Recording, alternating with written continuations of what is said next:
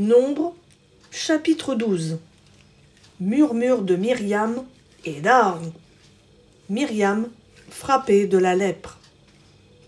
Myriam et Aaron parlèrent contre Moïse au sujet de la femme coushite qu'il avait prise, car il avait pris une femme coushite.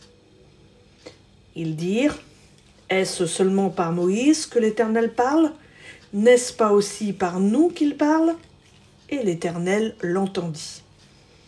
Or Moïse était un homme très humble, plus qu'aucun être humain sur la face de la terre.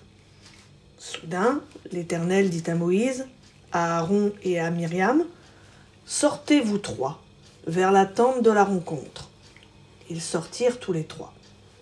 L'Éternel descendit dans la colonne de nuée et se tint à l'entrée de la tente. Il appela Aaron et Myriam, qui s'avancèrent tous les deux. Il dit: Écoutez bien mes paroles.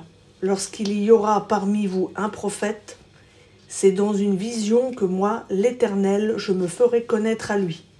C'est dans un songe que je lui parlerai. Il n'en est pas ainsi de mon serviteur Moïse. Il est fidèle dans toute ma maison. Je lui parle de vive voix, je me fais voir sans énigme, et il contemple une représentation de l'Éternel. Pourquoi donc n'avez-vous pas craint de parler contre mon serviteur, contre Moïse?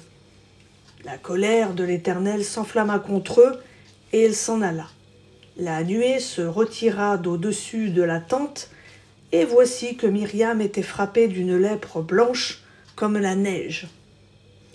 Aaron se tourna vers Myriam et vit qu'elle avait la lèpre. Alors Aaron dit à Moïse: De grâce, mon Seigneur, ne nous fais pas porter le poids du péché que nous avons eu la folie de commettre. Oh, qu'elle ne soit pas comme l'enfant mort-né dont la chair est à moitié consumée quand il sort du sein de sa mère. Moïse cria à l'Éternel en disant: Ô Dieu, je te prie, guéris-la. Et l'Éternel dit à Moïse: Si son père lui avait craché au visage, ne serait-elle pas dans la confusion pendant 7 jours? Qu'elle soit exclue du camp pendant 7 jours, après quoi elle y sera réintégrée.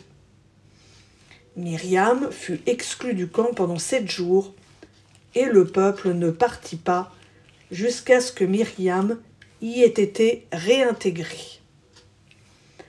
Après cela, le peuple partit de Astéroth et campa dans le désert de Paran.